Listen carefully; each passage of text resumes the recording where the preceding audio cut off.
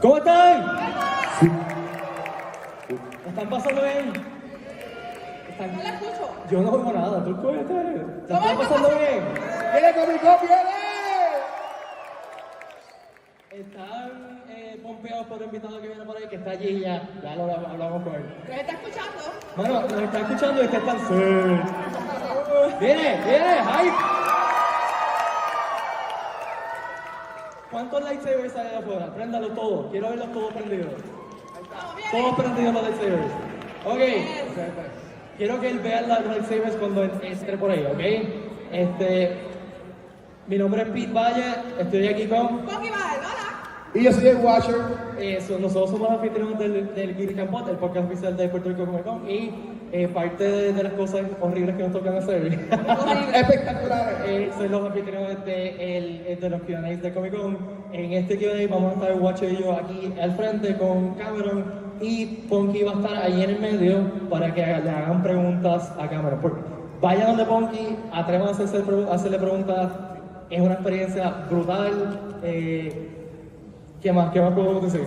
Aquí estamos esperando, así que es algo muy importante. Así que, sin más preámbulo, un fuerte aplauso para Cameron Monaghan.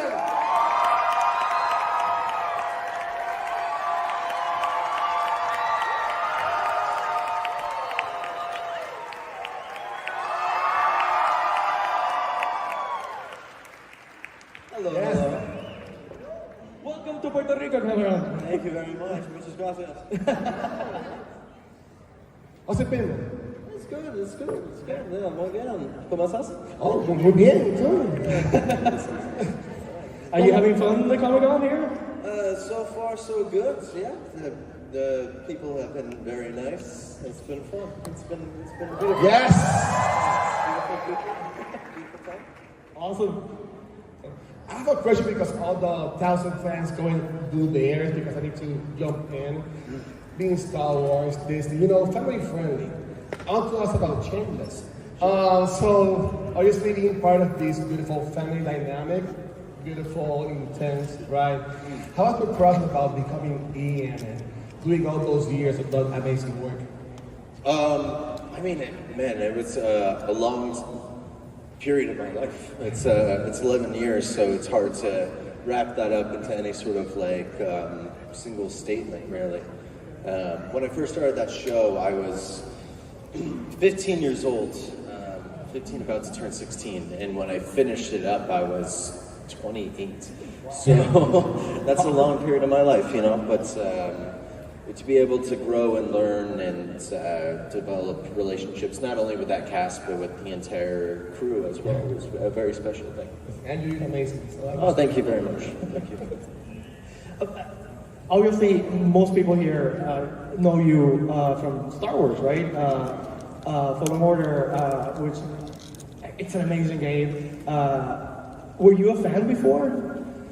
Yeah, no, I was definitely a big fan of Star Wars growing up, and that was one of the main things that we used to play on the playground when I was a kid. Like all of us running around. Yeah, of course. Pick up a stick. Yeah. Someone loses an eye, or No, I think I used to pretend to be more like Darth Vader when I was a kid. That's his style. Yeah, I think so. But it was cool because I got to fight Darth Vader, so that was cool. Well, run away from Darth Vader. I think that's very cool that you play it as a kid and then you get to kind of play in that world for a living as an adult. So that's a very special thing. Would you like to play the character in live action? It depends on if it made sense for the character and if it was, a good use of the role. Really, I don't have any plans to do it if it's just to do it. Yeah. You know what I mean? Yeah, we need to protect that dynasty, that history, right? That loving history. So yeah, I totally understand. Yeah, and I also just think that it's important with any story to make sure that you're actually telling a story and developing a character. So that's always kind of the priority with me. Yeah. Bien. Se puede ir para donde para hacer preguntas, por favor. Como mencionamos, donde está Ponky, una filita y uno pues podría pasar con las preguntas. Sí, enseguida.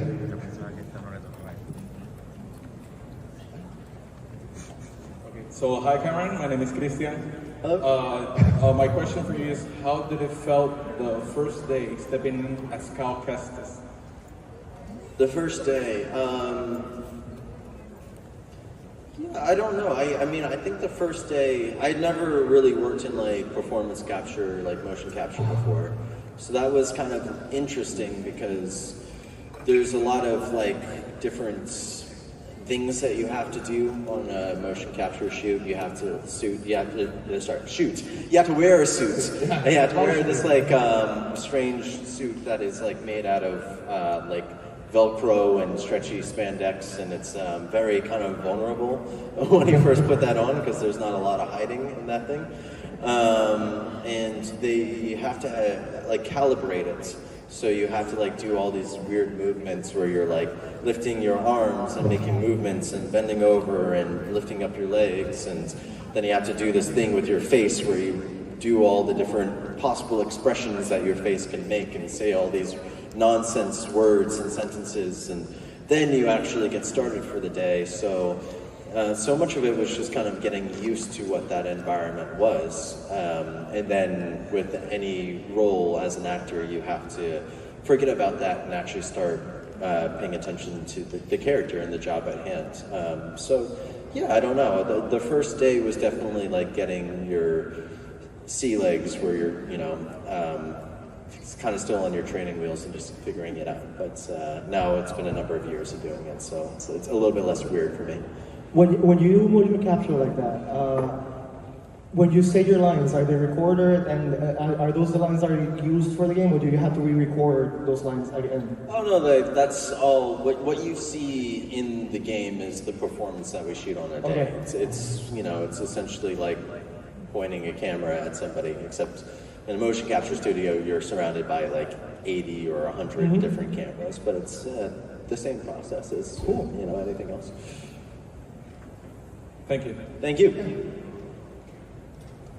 Hello, Cameron. Forgive me, this is going to be a little lengthy questionnaire, but my name is Lisette. Questionnaire? Yeah. Oh my gosh. We don't have all day. It's the IRS. They finally found me. Well, first of all, welcome to Puerto Rico. And Thank you very much. I just want to say it's so interesting because not too long ago, I just met up with Ethan and some friends at a Bomba event. So to see you, Oh, this cool. is very exciting. Right on. And I wanted to take the opportunity to just ask you, you know, me being part of a gender fluid gay community, your character as Ian Gallagher resonated with me the most. And there was an episode in season 8 in which you had to stand up to the community as gay Jesus. And now that we're here in the season, you know, to honor our king, what would you say you got out of that episode, or specifically playing that character at that moment? I mean, yeah, it was interesting. You know, I'm not a writer. I was never a writer on the show. But we had a pretty big LGBT plus contingent in the writers' room. I would say that over half the writers were, you know, gay or you know, somewhere on the spectrum. And there was a lot of consideration, and there was a lot of stuff that was specifically cracking them up in jokes that they were putting in, you know, kind of for representation in their community, which I really appreciated. And it was fun to be able to explore that and kind of be, you know, at the forefront of having that conversation. I think that, you know, by season 8, there was a lot of media on TV or streaming that was tackling it, but when we first started the show, there was less representation. And it felt a little bit more edgy in that way. And so over the course of the show, we had to kind of go further and further, I think, to kind of keep pushing in new or unexplored territory. But that was definitely a very out there storyline, but one that, you know, it was fun. And so many of the people who were kind of in that group who were, you know, supporting actors or background actors for like that church or that episode specifically were like LGBT teens who had grown up watching the show and were very excited to come on and be a part of that. So I thought that was really cool. So yeah, it was fun. Thank you so much. Thank you. Hi, Cameron. My name is Ana Marius. It's great to meet you, man. I love Cal Kestis. Oh, thank you very much. Nice to meet you. So basically, dude on the right took my question. I'm sorry. My right, you're right. I just wanted to know if there's any possibility we're going to see Cal Kestis on the big screen, either live action or animation, Flow Clovers, or something like that. I don't know, man. I think you might have to take that question straight to Lucasfilm. Would you do it, though?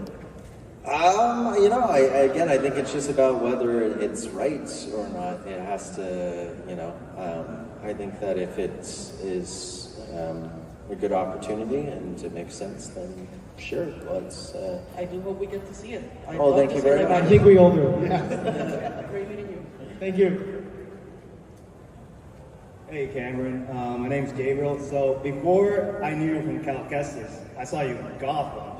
Yes, Jerome. Yes, that was awesome.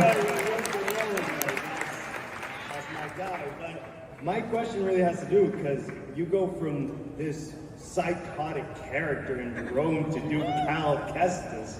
So which character, and it was a great, like both performances are great. Which of those two characters do you think people are going to mostly remember you by, Jerome or Cal Kestis? They're both great, by the way. I love them both. Do you think that Jerome was psychotic? I thought it was a really normal, well-adjusted guy. What was that normal about what he was doing? Yeah, he was cool. He was like, he was a nice guy, I would say. Yeah, very friendly. Very friendly. Well adjusted. Yeah, I don't know, man. I don't think you can really be concerned with like what you're going to be remembered by, or I don't know. I think that all things are temporary and we're all gonna die one day. So I don't know. Is that the answer that you wanted to hear? Nothing matters. We're all gonna die. All right. Have a good night, everybody.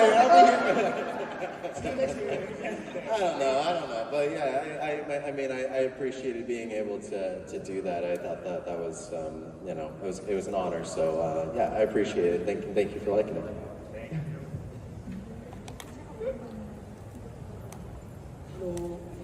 Hello. My name is Leon. I just have a quick question. I've been playing D&D and different things regarding acting and voice acting. And as an aspiring voice actor, you kind of like made me see different ways that you can perform a character and different roles. And I've been very inspired by your performances. And I was curious to know, like, what would you say to new voice actors and actors that come into the future? What would you recommend to them? I mean, I think that specifically with voice, technique is really important and something that you should keep trying to learn and craft.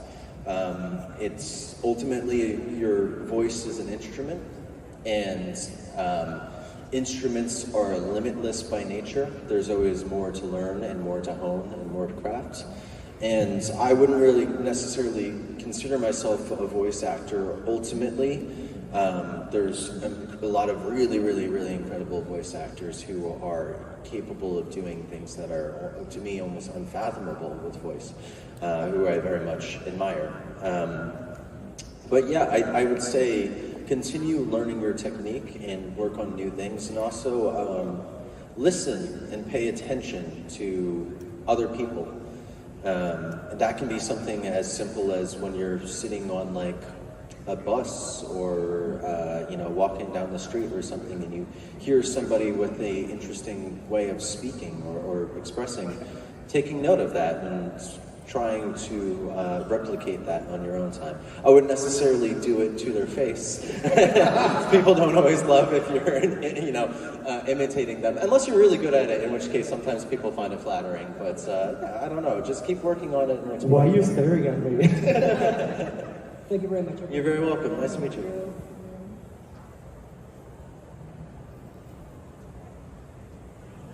Hi, Cameron. Hello. My name's Veronica. I have a very short and simple question. Did you get to keep the poncho? Oh, really good question. Well, they're mostly virtual. So, yes. No, I have a few ponchos in my collection. Yeah, but I'm always looking for more if you're offering. Yeah.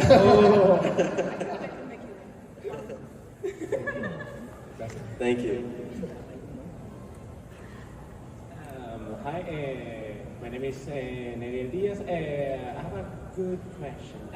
Since you've been interpreted as Cal and in big screens like the Joker, a good question is there like a chance that, funny fun fact, you actually been like an Easter egg in one of the TV series from Ahsoka. Is there a chance that you will possibly be in another video game with maybe the same action, or just in big screens in general? Would I be in another like video game, meaning like Yeah. not like Star Wars, just like another video game in general? Yeah. I don't know, honestly. I'm not sure. It was never really a goal of mine necessarily. Like I grew up playing games and I like games a lot, and I think they're a really cool storytelling medium.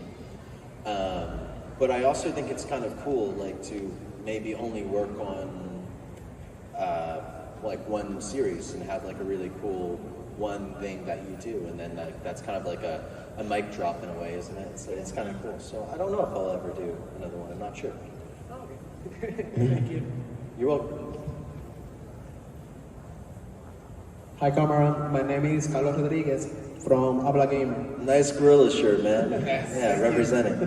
Thank you. Since you play Call Kestis in a video game and we will possibly see you the transition to film, how much freedom do you have over the character, or what do you contribute to its development? And also, what do you think of Call Kestis embracing the dark side on the second game? Yeah, so it's interesting because it's like we have a really great team of writers on the Jedi games. That being said, I think that as an actor, you're kind of advocating for your character, and you spend a lot of time understanding who they are and where they're coming from. And so you have to learn how to protect them and make sure that what is being said or done makes sense situationally for them. Obviously, you take what's being written and you try to work out a reason or justification for why that's happening. But if you don't see a justification, or if you see a better way that that could be handled, then that's a conversation that probably needs to be had. When we were working on the first, we developed like a rapport and ability to be able to communicate that pretty early on in the process. And thankfully, that team, especially our head writers, Danny and Aaron, were really open to kind of conversation and feedback. And we would always have rehearsals before we would actually go and shoot it. We'd have rehearsals the day before, and then the next day, if writing needed to be done, we could rewrite and then come back the next day and shoot it. So there was a number of times where we would do that, and I wouldn't be able to tell you line by line who did what and when, but because it's more of it's more fluid than that. It's kind of a conversation. Towards the end of the first game, we started talking about what we would want to do with the second and where we would want to see the character go. And a lot of those conversations did end up going towards the second game and what we ultimately did. But sometimes you're surprised by something, and you might not necessarily know where that came from or why it's that way, but when you think about it for a while, you go, actually, that's great. And sometimes you want to be surprised or taken to places that are not as familiar. You have to push yourself outside of your comfort zone as well. So I don't know. It's a.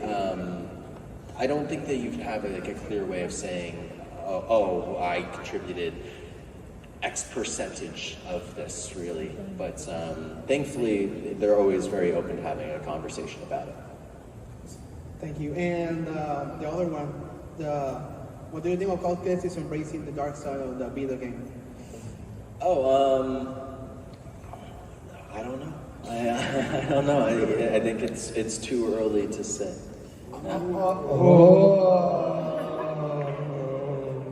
Thank you. Thank you.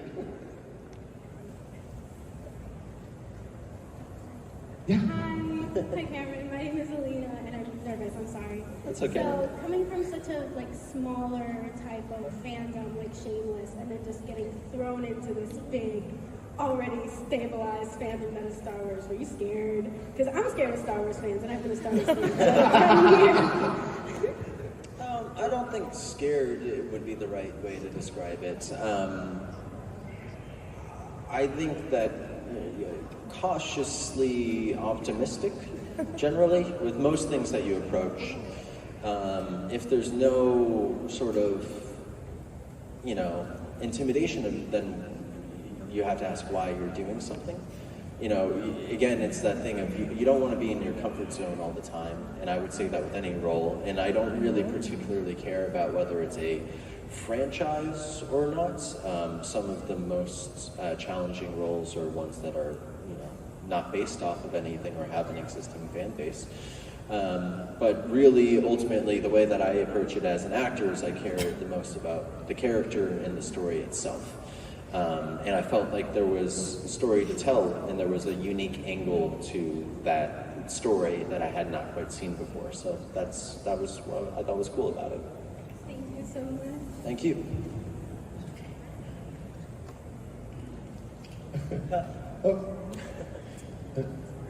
Even though I'm at a huge line. Hi. So first of all, thank you for the Shameless team for representing gay gingers, because I can relate.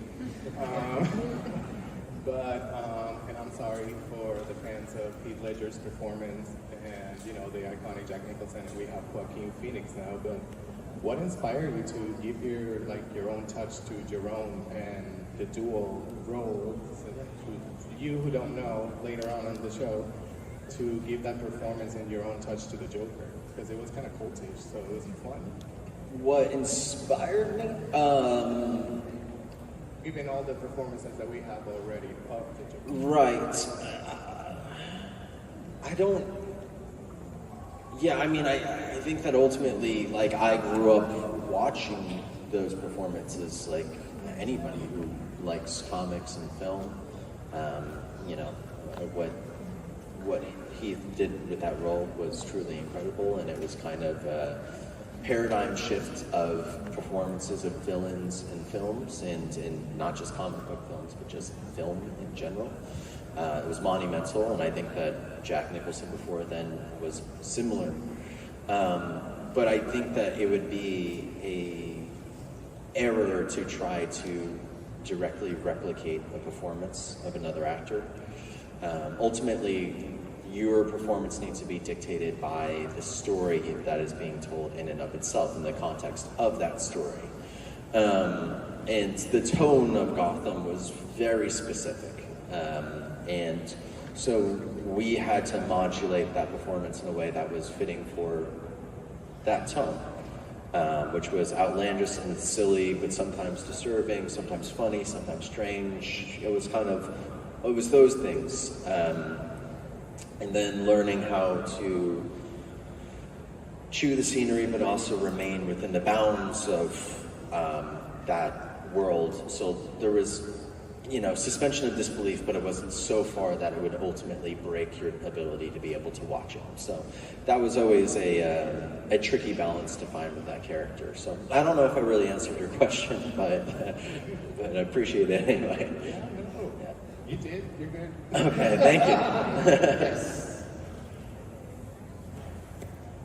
Hi Cameron, my name is Diego. I just wanted to know real quick, what was the toughest role that you've had to perform, or how you see it at the peak of your performance as an actor? To be honest, the toughest roles were probably ones that had very little to do with the roles themselves. But not every set goes smoothly. And sometimes you have challenges filming things that are just kind of beyond any sort of expectations. I one time shot a film that I was hired 2 days prior to filming it, and you know, I had 20 pages of stuff to prepare, and there was also a major worldwide pandemic happening simultaneously, and there were issues with the crew and budget and all these things that are just sort of beyond what you can really predict or control.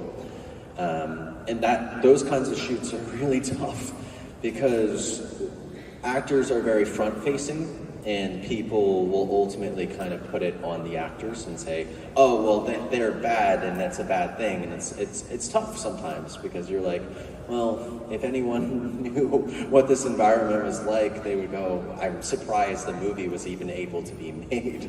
Which also doesn't, like, you have to always do your best effort and try your hardest and do that sincerely. But I would say that, honestly, roles that might seem challenging from the outside are sometimes very fun. And if a set is run well, it gives room or space for the actors to be able to play and express. So, yeah, I don't know. I think that a lot of times the most challenging roles are the ones that people probably have never heard of, and maybe for good reason, to be fair. Thank you very much. Thank you. Hi, Cameron. I'm Luna, and I just wanted to ask if what was a scene that resonated with you from Shameless? One scene. Probably when Frank climbed out of the porta potty. When he came out of the toilets, and yeah, it just really moved me. It was a very emotional moment for me. Very formative, I would say. Yeah, I don't know. Does that work? Thank you. Cool, thank you. Hello there, Cameron. How's it going? My name is Naomi, and someone actually stole my question, so I'm going to ask. How does it feel being in the very exclusive club of being a Jedi and also a version of the Joker, just like Mark Hamill is a Jedi and also a version of the animated Joker? That's true. Yeah, it feels good. It feels good. You know, Mark was the trailblazer for that, for sure, and I very much appreciate that. You know, Mark also talked about, like, really talented voice actors. Mark is a serious talent, and you know, he has roles on things that you wouldn't even necessarily expect, like what he did in Avatar, for example, was amazing. You know, so yeah, I mean, I guess all I can say is, like, it's an honor. It's really cool, and yeah. Who knows? It's a two-person club. I just realized that. It's just you and Mark Hamill. Yeah, I guess that's so. Awesome. As of right now, yeah, I guess so. Let's keep it exclusive and love your work, man. Thank you. Thank you very much. Hi, Cameron. I just wanted to say that I loved your character in Gotham, and I think you are an amazing actor. Thank you. My question is, if you were to play a villain in a role in the future, which villain from the Marvel or DC universe would you like to play? Gosh. Do I have to play a villain? I don't know. Because the problem is that so many have already been played before, and so right now, if I said someone, that they would be associated with someone else, you know. Who hasn't? I mean, there's never been a great adaptation of Doctor Doom, to be fair. Yes. Which I think would be, you know, that could be kind of cool. That would be nice. Brainiac would be kind of cool. Oh, yeah. Yeah, I think I would like to do something, you know, there's also something kind of interesting about roles that you're not necessarily, your face is not necessarily on screen. Like a Doctor Doom or Brainiac, which I think is kind of cool. Green Goblin when he's behind the mask, you know. Yeah, I don't know, maybe something like that. Thank you. Gracias. Vivo. Hi Cameron. My question is, you played a bipolar queer character in Shameless. How did that role affected you personally, and how did you manage to, realize what's fake and what's reality from it?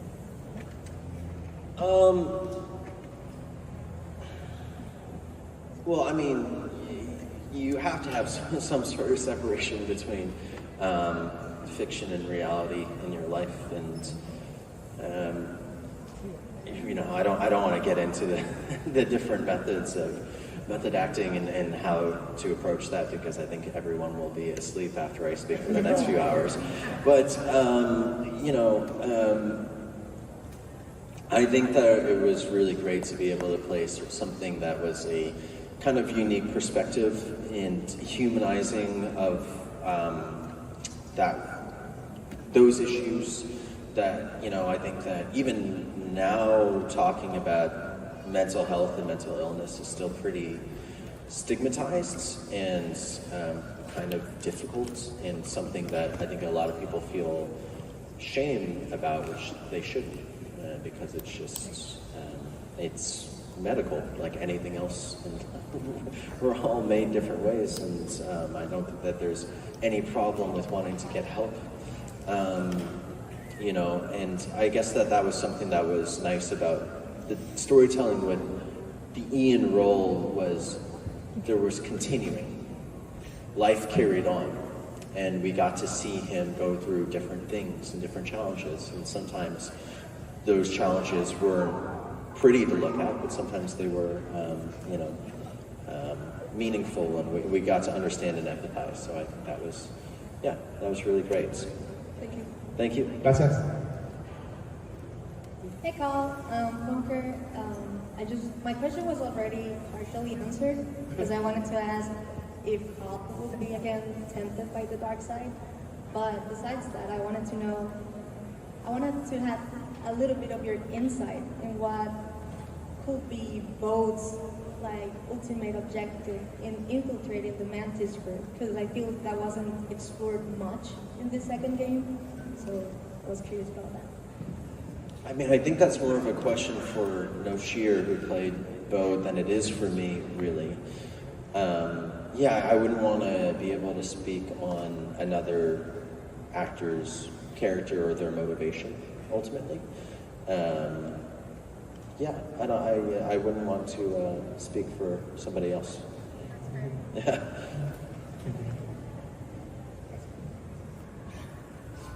Hello, Cameron. Hello. Fellow Grey Jedi here. My question is, since we know Cal Kestis is kind of an outsider, and he's not like a Jedi or Sith, he's like in the middle. Following that path, which character of the Star Wars universe Cal Kestis to encounter, and why is it Ahsoka Tano? I think Cal is pretty squarely a Jedi. I don't think he's. I kind of disagree with that assessment, I have to say. You said we all know, but I don't think we all do. To be fair, but that's okay if that's how you feel. But I think that one of the interesting things about what we've done with the stories is that there's nuance to people, and when you live your life by one sort of like credo or restriction, that becomes very restrictive and can become an issue. And I think that within the story of Star Wars, the Jedi were so kind of constricted that it ultimately led to them being deceived and kind of their downfall to a certain degree. And I think that, you can be a good person and also have some moral complications in your life. And if anything, I think that makes you kind of a better person, that you still try to do the right thing even when you have challenges facing you. And I think that was one of the main things we wanted to explore with Cal. So I kind of forget the second part of your question. Sorry. Which character of the Star Wars universe Oh, right. would you like Cal Kestis be with, and why with Ahsoka Tano? Right. Yeah. Dexter Jetster is not an option, because I think that Cal could probably run the diner with Greaves and everybody, and we could just like eat pancakes for like a spin-off possibly. Very nice. Yeah, so that would be my choice. But Ahsoka would probably eat at that diner too. Thank you so much. Thank you. Cal's pancakes. Yeah. I like that. Calzones? Oh, that's better. He show up in like a calzones. Did anyone hear a cricket just now? Was that just me? That joke bombed so bad that a cricket came out. All right, go ahead. Nice to meet you, Cameron. I wanted to ask, since BD1 is one of your most comfortable companions through the 2 games of Star Wars, I wanted to ask if you had the option or the chance to pick any other droid to help you in your journey, which one would it be? I would never cheat on BD with another droid. Good. That's perfect. BD is the one droid in my life. That's it. He's the only droid for me. Thank you very much. Thank you. Yeah.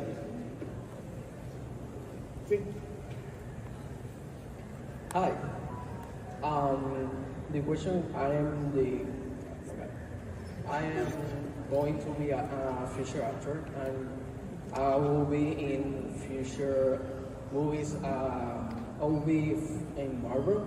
I have one experience as extra. Also, I want to ask you to a fellow actor, what will be your advice for me or for everyone of actors? What advice would I have for actors? Yeah. Okay. Yeah, I mean, ultimately, you have to find what is truthful for you and find your own voice. But what you have to do is you have to keep learning from other performers, but you can't make the mistake of trying to emulate them.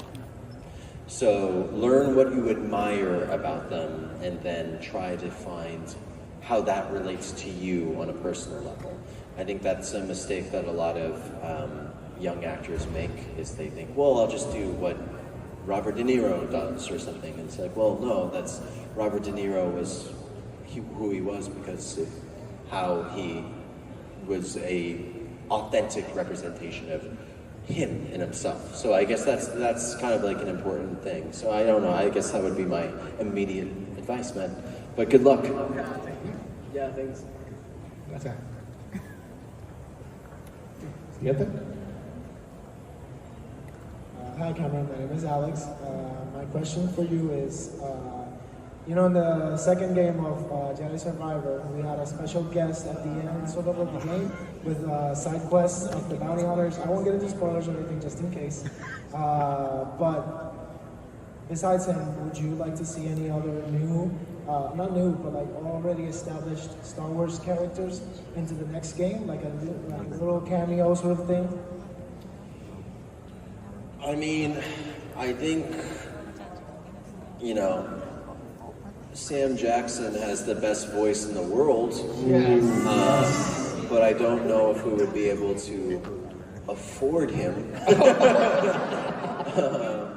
But, you know, I do love me some Samuel L. Jackson. I think that, you know, he could read the phone book and I would listen to him. So, yeah, if we could get him in the game, that would be amazing.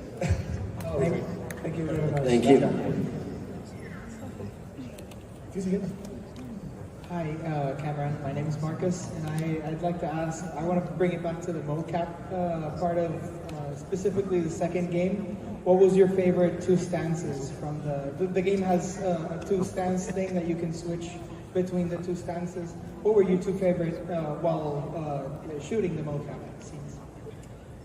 Well, things that are in the game are animation. So things that are in the cutscenes, the cinematics, are motion capture. So that was not, that's a team of hundreds of very talented people who are crafting that stuff. So I don't want to take credit for that. That being said, as a person playing it, I very much like the pirate stance with the blaster and the single saber. And yeah, I mean, I like the single saber, just kind of straightforward stance, because I just think that's very classic Star Wars as well. Yeah. Thank you very much. Thank you. He wasn't asking for yours. Just kidding. The double side is cool too. It's cool too. Hey Cameron, my name is Ricardo. I hope you're having a very wonderful day. My question for you is, what do you think makes Cal Kestis a compelling protagonist? And what do you think sets your Jedi game apart from any other Star Wars content? What makes him a compelling protagonist? Yeah. Is that what you said? Oh, thank you for thinking he's compelling. Yeah, I think that's, again, kind of going into some of the moral gray area is interesting in Star Wars. You know, while Star Wars is like mythic storytelling, and when it was initially conceived, it was sort of fantastical hero's journey, kind of a binary, more black and white thing. I think it's interesting in a modern world, in a modern context, to kind of recontextualize Cal as a person who has experienced trauma, and that's affected his outlook on life. And I think, you know, there's interesting things that happen when you tell a story over multiple installments, and that you can watch a character continue to develop and change over a story. And that's something that I very much have enjoyed getting the chance to do, is to kind of show Cal's progression as he has experiences, and these experiences change him. And it was always an important part of building the story, was making sure that we keep in mind the experiences of his life and what that might do to how he makes the decisions that he's faced with. I don't remember the second part again, I'm sorry. What do you think sets apart your Jedi game, so Fallen Order, Jedi Survivor, apart from other Star Wars content? I don't know. I'm not a critic, so I don't know. But yeah, I appreciate that you like it. Thank you very much. Thank you. We're running out of time, so I think we have space for just a couple more questions. Hello, Cameron. My name is... Oh, she's already gone. That was my sister, Lily. Unremovable until now. She is unfamiliar with your work, but she's uncultured, so it's perfectly fine. So, even though I may be blindfolded, perfectly blind, I can sense a very handsome ginger man up on stage. But, however, he is missing one thing. What happened to the poncho? Yeah, I left it at home. I'm sorry. I'm sorry. But, how old is your sister? How old is Lily? Lily, how old are you? 12. She's 12, and how old are you? 16. Okay, look out for your little sister, man. Keep, you know, yeah, be a good big brother and take care of her, all right? That's the plan. Okay. Thank you. Thank you both. I was gonna ask about the pawn shop too. Asked and answered, man. Asked and answered. Okay. If there is a new game, do you think it's gonna be a pawn shop? Would you fight for the poncho? There better be. If there is, otherwise I don't know if there should be a new game. You know, I think I'll be leading the boycott. Hashtag we need that poncho. Thank you. One question more. If Anakin Skywalker and Cal meet, how do you think it's gonna be their meet? A lot of romantic tension, probably. I've been writing fanfics and submitting them directly to Disney offices. Thank you. Hello. My question is, can you give us your favorite quote or line when you were playing Jerome Valeska in Gotham? and do it with his voice if possible. I genuinely don't remember a line. It's like a thing when I come to like a convention like this, people will ask me to like write down a favorite, and I always prefer people tell me their favorite because I genuinely have trouble remembering them. Yeah, I think. Is there a line you like? Yeah, is there a line you like? I don't remember the line per se, but it was something the Russian roulette with the inmate. Oh, okay, yeah, the I'm the boss scene. Yeah. Yeah. Who's the boss? Yeah. That's a good one. That's a good one. Yeah. I don't know. I'll go with that. That works for me. Yeah. Thank you very much. Thank you very much. I think, thank you for your time, Cameron. It's been awesome having you here. And thank you for coming. We can skip everything.